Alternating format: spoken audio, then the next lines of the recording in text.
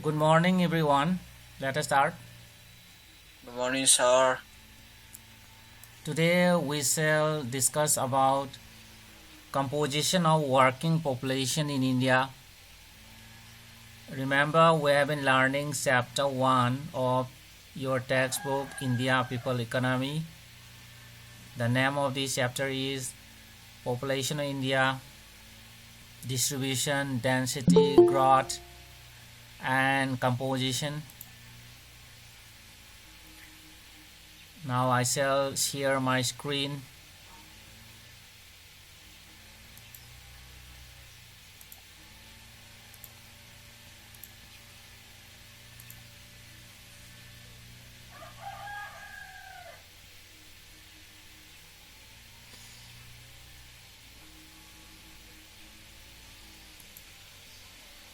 So here is the lesson, composition of working population. Let us read. The population of India, according to their economic status, is divided into three groups, namely the main workers, marginal workers, and non-workers. Okay. This on the basis of economic status.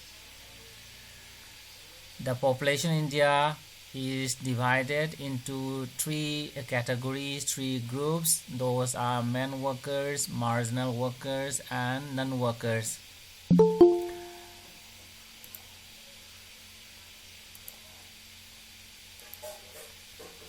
So who are men workers, who are marginal workers? Let us see, it is in the box. So this is the definition given by the Census of India. Who is a man worker?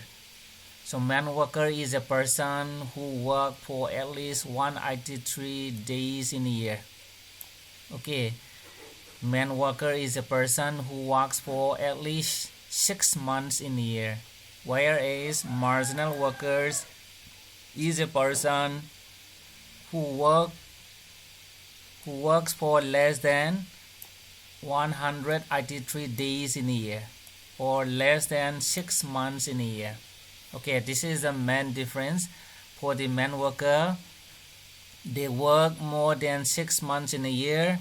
Marginal worker, they work less than 6 months in a year. Non-workers, these are the people who are not working, like students. Okay, so students may help their parents, but they belong to non-workers. And as well as the very old people also, they belong to the non-workers because they are not economically gainful. And here we have data here. So this table shows the number of these workers, then main workers and a marginal worker. But this data is an old one. This is for 2001 census. However, you will see a broad distribution. So total number of workers in India, okay, is given here. 402 crores, okay, more than this, and the percentage here is 39.1. So 39.1% of the total number of population in India are these workers. And likewise, we have 30.4% under the men workers and 8.7 as the marginal workers.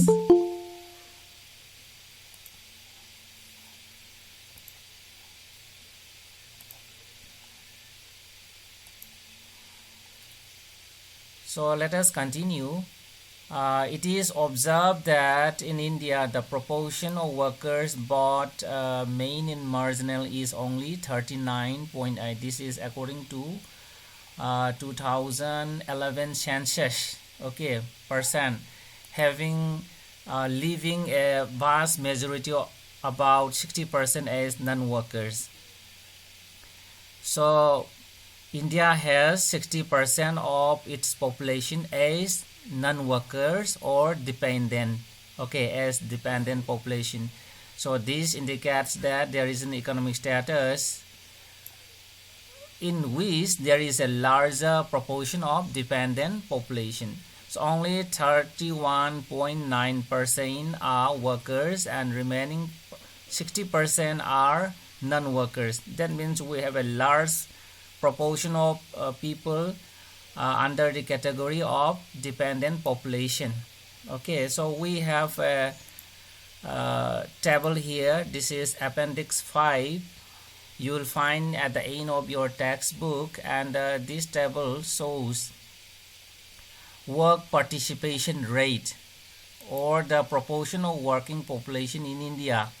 Okay, and when we look at this table, see here, India's work participation rate is 39.8%. Okay, so they are the workers. And after that, statewide distribution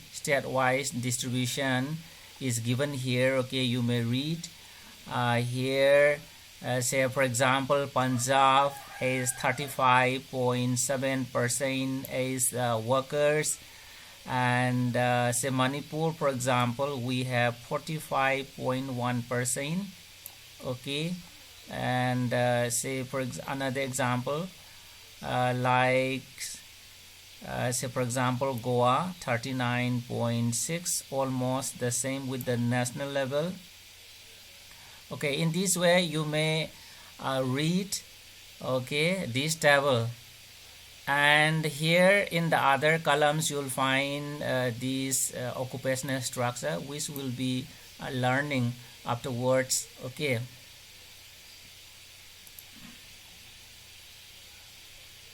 so we have learned that a large number of people in India are dependent population. That means people who are not working. Okay, people who are not economically gainful. Then what is a work participation rate? As we have learned, work participation rate refers to the proportion of working population to the total population. Okay, work participation rate is the proportion or the percentage share of working population to the total population of a country. Now let us read the state-wise variation in the working population. The proportion of working population of the states in the Union Territory shows a moderate variation from about 39.6% in Goa, as we have seen in Appendix 5. Work participation rate in Goa is 39.6, and it is ranging to up to 49.9% in Daman and Diu.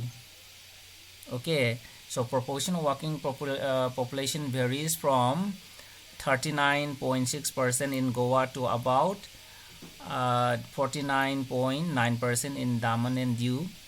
The states with larger percentage of workers are Himachal Pradesh, Sikkim, Chhattisgarh, Andhra Pradesh, Karnataka, Arunachal Pradesh, Nagaland, Manipur, and Meghalaya. So these are the states which have a large percentage of workers. Okay, and among the Union Territories, Dadra and Nagar Haveli, then Daman and Diu have higher participation rate. So among the Union Territories, Dadra and Nagar Haveli, Daman and Diu, you may find these are the Union Territories. Okay, this one is here. Actually here, this is a very small Union Territory. Okay, Dadra and Nagar Haveli and Daman and Diu. So these Union Territories have a large proportion of working population. So it is understood that in the context of country like India, the work participation rate tends to be higher in the areas of lower levels of economic development, since number of manual workers are needed to perform the subsistence or near subsistence economic activities. So why we have higher work participation rate in Manipur or in northeastern states like Nagaland, Meghalaya, Arunachal Pradesh? Why we have higher work participation rate? This is because the level of economic development is low here in these states, so people are working manually. That means the number of manual workers are more, and that is why the proportion of working population is high in the states having lower levels of economic development, because in the higher level of economic development, production is done with the help of technology, and here with the help of these hands we are making production, we are working with the help of hands. Okay, so this is about composition of working population. Next we have occupational composition. Okay, the occupational composition of India's population, which actually means engagement of an individual in farming, manufacturing, trade, services, or any kind of professional activities. So a large proportion of primary sectors compared to secondary and tertiary sectors. Okay. Do you know the meaning of occupation? So occupation is an activity. Okay, any kind of activity which is economically gainful is known as occupation. So here it may be farming, it may be manufacturing, it may be trade and the services, or any kind of professional activities. But when we analyze the composition of working population, okay, we find a large proportion of people working in the primary sectors, that is in these farming activities, then in fishing activities, and so on. Okay, and about 54.6% of total working population are cultivators in India. 54.6% of total working population are cultivators and agricultural laborers, whereas only 3.8% of workers are engaged in household industries, and 41.6% are other workers, including non-household industries, trade and commerce, construction, and repair and other services. So this is a broad distribution of occupational structure in India, and we have one table also here. Okay, so this table shows a distribution of these occupations in India, and we have learned that these primary sectors accounts this 54.6% of the total working population in India in the year 2011, and cultivators, okay, agricultural laborers, then livestock, forestry and fishing, so these are coming under the primary sector. Then secondary sectors here is 3.9% only in the year 2011, and important secondary sector occupations are this mining, quarrying, then manufacturing, then construction work. And the other sector, the tertiary sector, accounts for this 41.6%. Okay, and so under this category we have trade and commerce, then transport, storage and communication, and other services. Means other services here means these people engaging in the service sectors, maybe in tertiary sector, maybe quaternary sector or quinary sectors. All these are coming under this category. Okay, so these are the three important types of occupation in India. And at the same time you may look this appendix 4 again. Okay, and here you will find distribution of this occupational structure here. Cultivators, so this column indicates cultivators, this column indicates agricultural laborers, household industries, then other workers. So these are the four types of occupations according to census of India. Okay, and distribution is also given here. See, Jammu and Kashmir, for example, Jammu and Kashmir has about 28.8% of people as cultivators. Then agricultural laborers constitute 12.7%. Likewise, household industrial workers 4%. Then other workers, that is people engaging in the service sectors, 54.5. So in this way you may read this appendix 5. Okay. So let me proceed. As far as the occupation of countries, male and female occupation is concerned, male workers outnumber female workers. So in case of India, male workers are more than the number of female workers in all the three sectors, in all the primary, secondary and the tertiary sectors.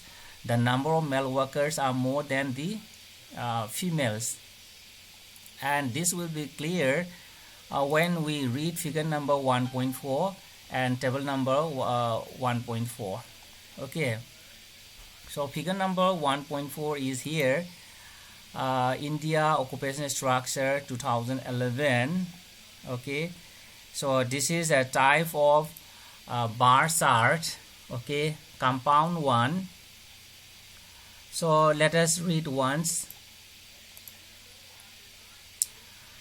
See here, here we have cultivators. Okay, the dark color one, this is cultivator, and this we have the lighter one, we have agricultural laborer. Then here the shaded one, we have household industrial workers. Okay, let us read Bihar. See, Bihar is here, and when we observe the bar of Bihar, so we find that, see here, Bihar has a large number of people working as agricultural laborer. See here, this section from here to here. Okay, this is a very long one. So it means that Bihar has a large number of agricultural laborers, and they have around 20% of people engaging as a farmer, as a cultivator. Okay, and they have very small proportion of these other workers, household workers, and again a small proportion of the other workers here. So this is for Bihar. On the other hand, for example, we have this Chandigarh here. Chandigarh, this is the Union Territory of Chandigarh. Okay, and see here, Chandigarh has a very large proportion of people working under the category of other workers, that is service sectors. Okay, so Chandigarh does not have agricultural laborer or farmer.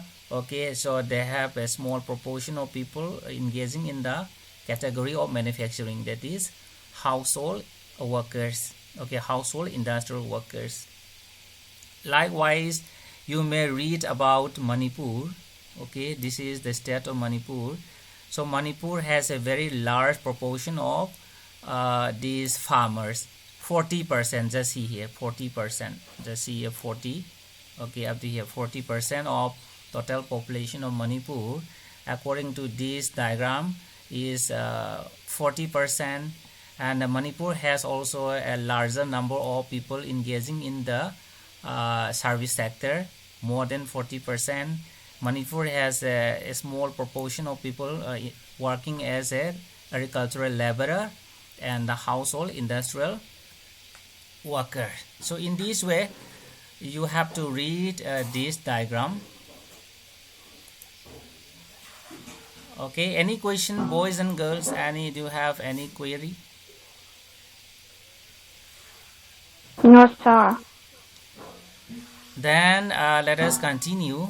Okay,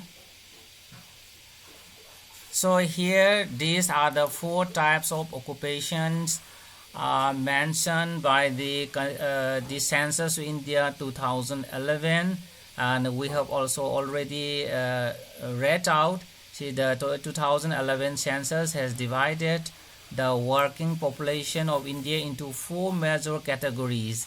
Those are cultivators, agricultural laborers, household industrial workers, and other workers that we have read the bar diagram also.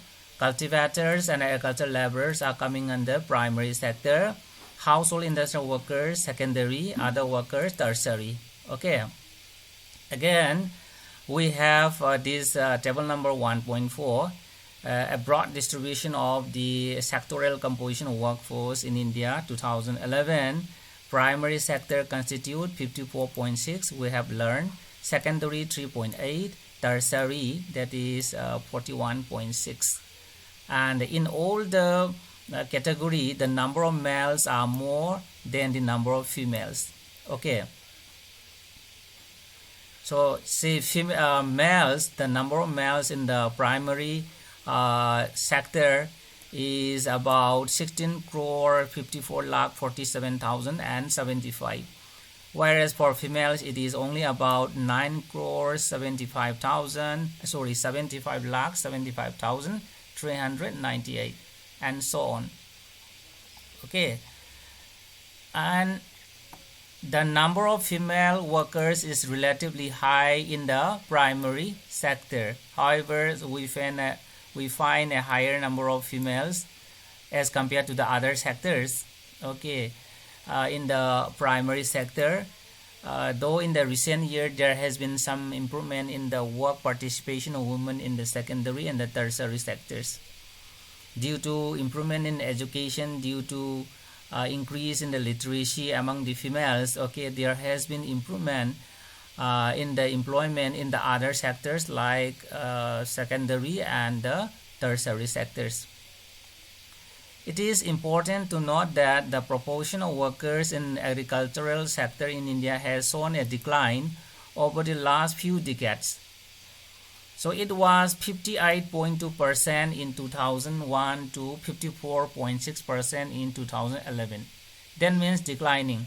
The proportion of people working in the primary sector has been declining in the last few decades, in the last 20-30 years.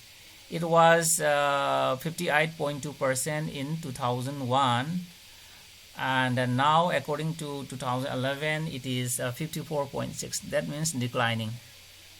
Consequently, participation rate in the secondary and tertiary sector has registered an increase. If one sector is declined, then other sectors will be increased. So this indicates a shift of dependence of worker from farming-based occupation to non-farm-based one, indicating a sectoral shift in the economy of the country.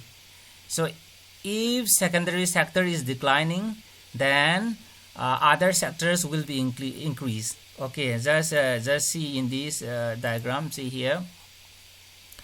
Let us say this is a circle. Okay, and this circle has 3 sectors. For example, it is divided into 3 sectors. So 1. Okay, another sector is here. Then 2. Then 3. So if this sector is declined, then other sectors will be increased, as you will see here. So for example, we have another say circle is here, and let us say if the third sector is declined, so this is the third sector, then other sectors will be increased. Okay, so let us say this is 1, this is 2, for example. So that is the point mentioned in the book. If the primary sector is declined, then the other 2 sectors, secondary and the tertiary sector, will be increased. So that is the point mentioned in the book. Okay, and the spatial variation of work participation rate in different sectors in the country has already shown in Appendix 5 that we have read earlier. Okay, so in that appendix 5 you will find that the states like Himachal Pradesh, Nagaland have very large shares of cultivators. On the other hand, states like Bihar, Andhra Pradesh, Chhattisgarh, Orissa, Jharkhand, West Bengal, Madhya Pradesh have higher proportion of agricultural laborers. That you will find in the diagram also, figure number 1.4. And the highly urbanized areas like Delhi, Chandigarh, Puducherry have a very large proportion of workers being engaged in the other services. That all this explanation you will find in appendix 5 and the figure number 1.4 that I have shown here. Okay, this is the figure number 1.4, and if you read this table, this diagram, then you will get the idea. Okay, so any question, boys and girls, up to here?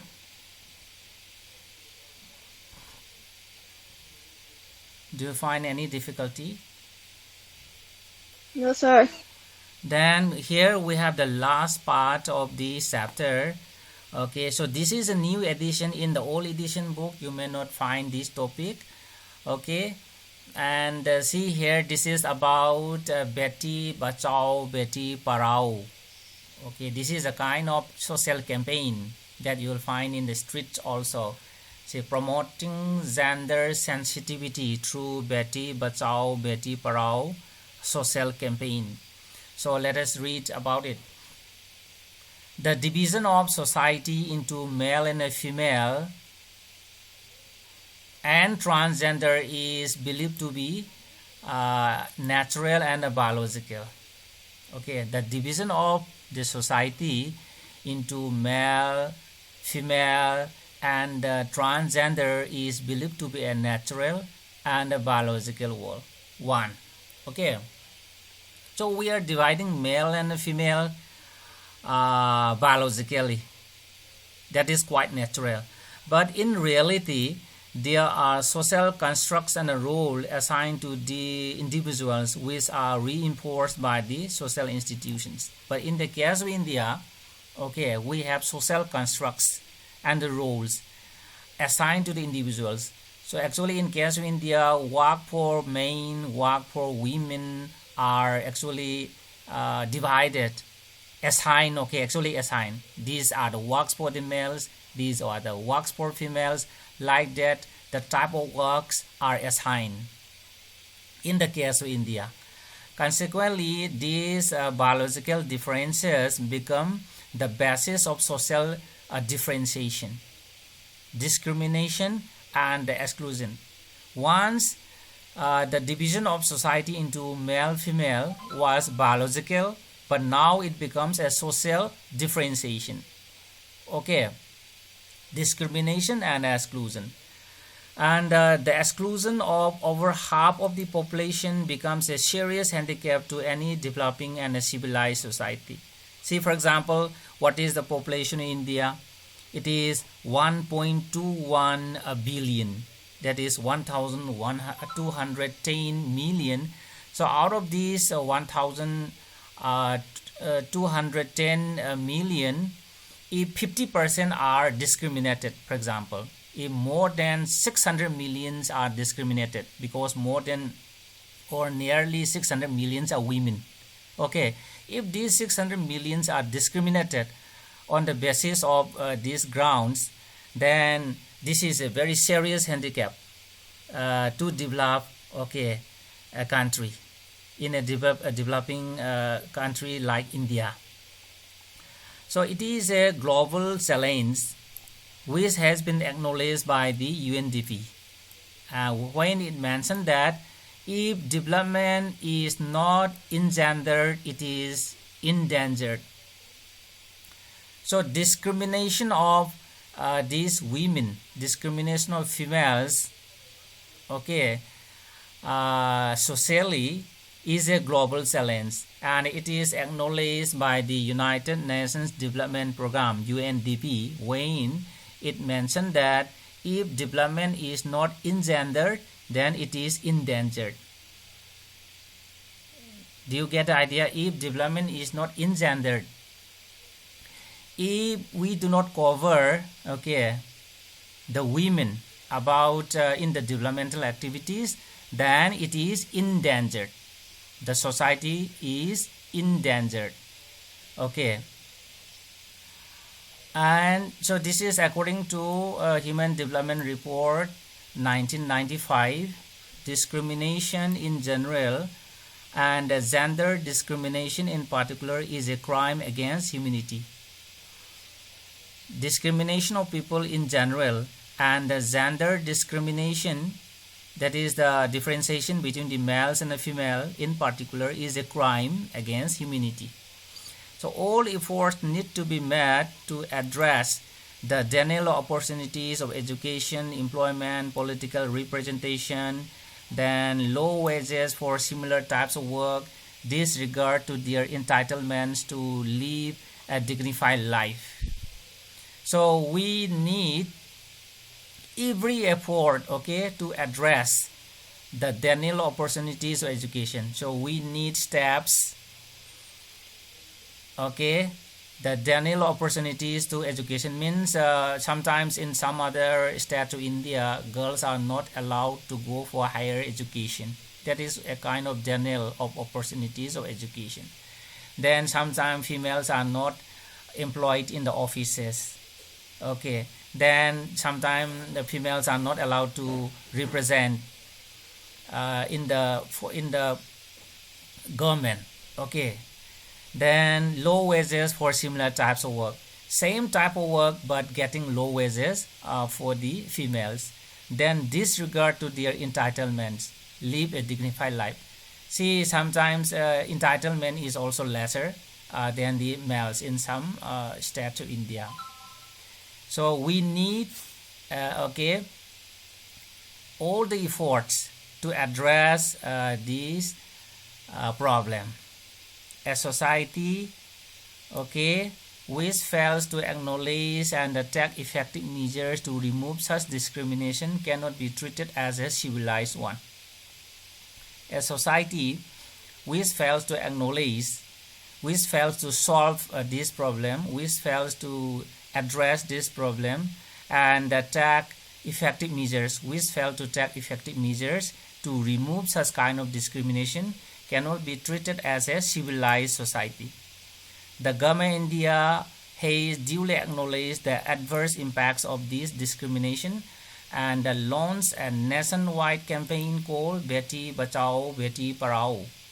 Okay, that is why, because of all these problems faced by the people, I mean faced by the females, and to address this discrimination, okay, in the society, so the government of India has launched a nationwide campaign which is known as Beti Bachao, Beti Parao.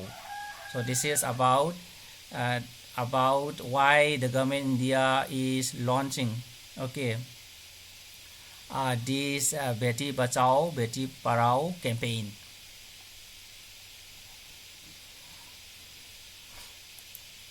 So do you have questions, boys and girls?